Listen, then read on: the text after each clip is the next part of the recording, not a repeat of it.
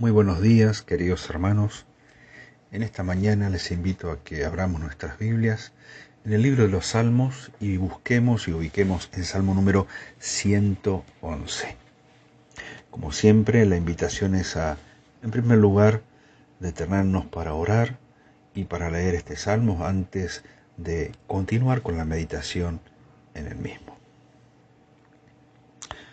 Bien, habiendo hecho esto, nos adentramos en este corto salmo de apenas 10 versículos en toda su extensión. Lo leemos rápidamente y dice así: Salmo 111. Alabaré a Jehová con todo el corazón, en la compañía y congregación de los rectos. Grandes son las obras de Jehová, buscadas de todos los que la quieren. Gloria y hermosura es su obra, y su justicia permanece para siempre. Ha hecho memorables sus maravillas. Clemente y misericordioso es Jehová. Ha dado alimento a los que le temen. Para siempre se acordará de su pacto. El poder de sus obras manifestó a su pueblo, dándole la heredad de las naciones. Las obras de sus manos son verdad y juicio. Fieles son todos sus mandamientos, afirmados eternamente y para siempre, hechos en verdad y en rectitud. Redención ha enviado a su pueblo, para siempre ha ordenado su pacto, santo y temible es su nombre. El principio de la sabiduría es el temor de Jehová. Buen entendimiento tienen todos los que practican sus mandamientos. Su loor permanece para siempre. ¿Recordamos cómo terminaba el Salmo 110 o a qué se refería? El Salmo 110 era la gran profecía del triunfo de Cristo. Dijo el Señor a mi Señor.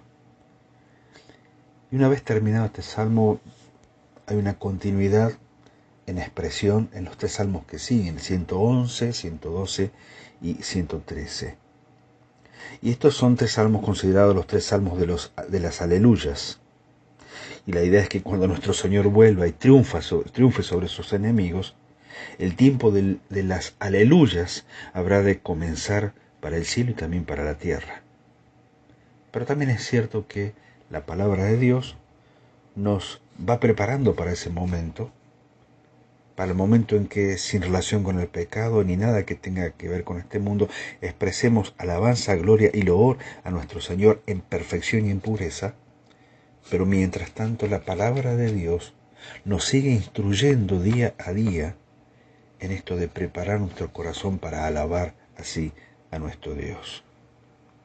No hay un autor definido. De ninguna manera hay comentaristas que puedan animarse a expresar quién fue la persona que escribió este salmo.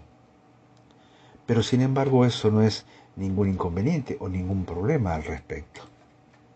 Alguien expresó que mayormente las personas que saben que han hecho una obra para Dios, una obra hermosa para Dios, ya sea en palabra, en hecho o en acción, no necesita la alabanza de los hombres y prefiere en primer lugar pasar desapercibido y dejarle toda la gloria a Dios por lo conseguido. Bueno, este Salmo 111 es un hermoso ejemplo de ello. No sabemos quién es el autor, pero lo que hizo fue una obra maravillosa para Dios, expresada en palabras, y de tal manera expresada en palabras que los Salmos 111 y 112 son conocidos como salmos acrósticos, es decir, que en su corta extensión comienza el principio y la mitad de cada versículo con una letra distinta del alfabeto hebreo. Es decir, que en toda su extensión se desarrolla un sistema también de memotécnica, o la forma en que los hebreos tenían de ayudar a que la escritura se quedara en la mente y en el corazón, comenzando cada versículo y cada mitad de versículo con una letra distinta del alfabeto hebreo. Maravillosa obra, inspirada por Dios, es verdad, inspirada por el Espíritu Santo de Dios en el corazón del salmista, es cierto, pero utilizando Dios la preparación de ese hombre para que a la hora de pensar y meditar en lo que el Espíritu Santo le estaba entregando, tuviese herramientas que tenían que ver sin duda con su intelectualidad también, o su preparación como salmista, tuviera herramientas para poder plasmar en pocas palabras la grandeza de las obras de Dios. Yo le puse como título a este salmo, Invitados a alabar, porque en realidad se trata de esto. El Salmo 111 comienza con una simple declaración, aleluya. Y era como si el salmista pensara, antes de escribir cómo lo voy a alabar, permítanme, señores, simplemente declarar su alabanza. Porque esta declaración también tiene la idea de animar a otros a hacer lo mismo. Alabaré a Jehová. Y nosotros deberíamos hacerlo. Nosotros también. Si prestamos atención a los primeros versículos, nos encontramos con esta simple expresión, alabaré a Jehová con todo el corazón, en la compañía y congregación de los rectos. Es decir, que estamos ante un hombre que no solamente se complace él en alabar a Dios, sino que también está invitando a otros para que nos sumemos en esta expresión de alabanza. La alabanza sería de todo corazón, es verdad, pero también sería pública. El alabar a Dios con otros mostraba que el salmista se gloriaba en las alabanzas de Dios. Y alabar a Dios con los demás también era una ayuda y un estímulo para alabarlo. Hermanos, cada vez que nos encontramos en la congregación, cada vez que nos encontramos con la iglesia, y el hermano que va dirigiendo la alabanza, y escuchamos sus palabras y escuchamos la lectura de la Escritura, escuchamos la lectura de los coros, canciones e himnos que podemos llegar a cantar. ¿No nos contagiamos mutuamente al escuchar la voz de uno y de otro? Hay algo que últimamente me impacta en forma grata cada vez que lo veo y cada vez que lo escucho. Y es esa primera línea de niños en nuestra iglesia local que se ponen en la primera fila y cantan con todo lo que les da la garganta, cantan con toda la voz. Y esto sí que anima también a toda la congregación. Fíjense que allí el salmista está utilizando dos palabras.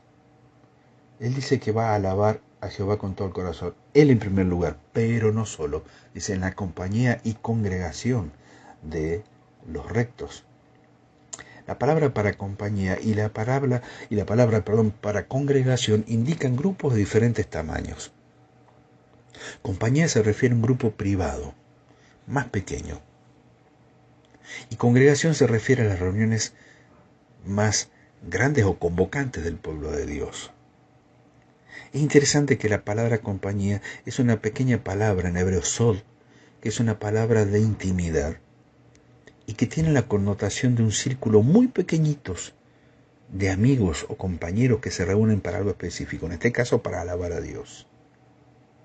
Aun si yo estuviera solo en mi casa, aun si estuviera postrado en mi cama, aun si pensaran que he sido abandonado de una o alguna manera, o que estoy pasando por una situación difícil, que no me es permitido quizás hasta compartirla con otros. La verdad es que nunca estoy solo. Y soy animado a alabar a Dios en virtud del conocimiento que he ido adquiriendo en mi vida acerca de Él a lo largo de todos los años, como hijo o como hija de Dios. Por lo tanto, mi compañía de intimidad es en el conocimiento y en la seguridad de saber que, aunque esté solo a los ojos de los demás, nunca estoy solo en mi relación con Dios. El otro consolador propuesto y entregado y presentado por el Señor tal como Él lo había prometido, los suyos, es el Espíritu Santo. Y donde esté yo, estará Él. Y sin duda que guiará mi corazón a alabar a Dios, sea cual sea la situación por la cual yo esté viviendo. Ni qué hablar cuando el círculo se agranda. Donde haya 2 o 3 reunidos en mi nombre, aquí y allí, yo estoy en medio de ellos, dice el Señor. Ni que hablar cuando esa pequeña compañía de 2 o 3 se va ampliando. Y esto es un gran incentivo para las congregaciones que comienzan casi desde cero, podríamos decir, quizás una familia, un matrimonio o una sola persona, un solo hermano que comienza a hacer la obra de Dios y parece que siempre son pocos. Bueno, los pocos más el Señor siempre son mayoría. Por lo tanto, esta palabra íntima, sod, que indica la palabra compañía, tiene la connotación de un círculo de intimidad que hace lo que muchos otros círculos humanos no hacen. Alaban a Dios. Y es un gran incentivo para cada uno de nosotros. Hay mucho más para decir acerca del Salmo 111, es verdad. Pero simplemente quisiera compartir las características inherentes al carácter de Dios que están incluidas en él y que nos llevan a alabarle. Él es justo. De hecho, el salmista indica que su justicia nunca falta y nunca falla. Y esto muestra un carácter fuerte de que Dios siempre tiene la razón, sin importar cuántas veces nosotros creamos tenerla. Indica que solamente su juicio es totalmente justo, porque conoce todos los hechos y todos los caminos. Él es misericordioso, porque ofrece misericordias cada día y hace que los creyentes recordemos sus obras de misericordia. Él es proveedor, porque da alimento espiritual y terrenal a quienes le temen, no nos desampara, sino que se acuerda de su pacto para con nosotros. Él es fiel, porque recuerda una y otra vez su misericordia y su pacto, y la reafirma a través de sus acciones constantes. Él es poderoso, capaz de ofrecerle al creyente incluso todo lo que tiene prometido para él. Él es justo, bueno y confiable, porque tiene mandamientos confiables y verdaderos que no cambiarán de la noche a la mañana, sino que tendrán un fundamento justo y el creyente puede confiar de ellos en forma continua. Él es íntegro, no hay doblez en él. Sus mandamientos, siempre son verdaderos y no cambiará de opinión una vez que los haya cumplido. Pero también es salvador, porque es capaz de pagar el rescate por completo de su pueblo sin pedir nada a cambio, sin que su pueblo necesariamente lo mereciera. En definitiva, el rescate por nuestras almas, por nuestra vida, tuvo un precio grande, la sangre de Jesucristo, y ninguno de nosotros lo merecía. Entonces el salmista hace una recomendación general a todos los creyentes, los que leen y los que oyen, que temamos a Dios. Tan simple como esto, porque incluye conocer la palabra de Dios, obedecer sus mandamientos, para crecer en sabiduría cada día. Y esto implica no solo entender la palabra, sino practicarla de continuo y entender la importancia de alabarle por siempre y siempre. ¿Cómo puedo aplicar el Salmo 111 en mi vida? Bueno, conocer el carácter de Dios, tal como hemos repasado, nos lleva a nosotras dos cosas: adorarle y proclamarle. La adoración como un estilo de vida de gratitud frente a su bondad, misericordia, poder y majestad. Es como que nosotros vivamos maravillados todo el tiempo, constantemente, por cada obra que haga el Señor, considerando que puede ser a nuestro favor o no. Porque en definitiva, a medida que crecemos espiritualmente, cuando Dios nos dice que no, o cuando Dios nos pone una prueba por delante, también es obra de Dios. Entonces, que en cada ocasión que tengamos le agradezcamos, que oremos de continuo y estemos constantemente cerca de Él para poder conocer más de su persona. En cuanto a la proclamación, el salmista establece que es muy importante que la sabiduría de Dios sea algo que se pueda ver. Es decir, que lo compartamos constantemente con otros. No es simplemente tomar buenas decisiones, es tomar las decisiones conforme al pensamiento de Dios, y eso es todo un desafío para mi vida, para nuestra vida. Por lo tanto, lo que nos queda a cada uno de nosotros, queridos hermanos, es algo sencillo. Está expresado desde la A hasta la Z en este corto salmo. El conocimiento que hemos ido adquiriendo a lo largo de todos nuestros años de vida nos llevan a agradecer, a alabar y a compartir acerca de este Dios maravilloso. El Evangelio según Juan capítulo 17 versículo 3 dice lo siguiente: esta es la vida eterna, que te conozcan a ti, el único Dios verdadero, y a Jesucristo a quien has enviado. Podríamos decir que es el resumen de Salmo 111. Conocer a Dios, conocer al Señor y alabarle por lo que Él hace, por lo que Él es. Queridos hermanos, que estos cortos pensamientos sean de bendición para sus vidas en este nuevo día que Dios nos ha dado.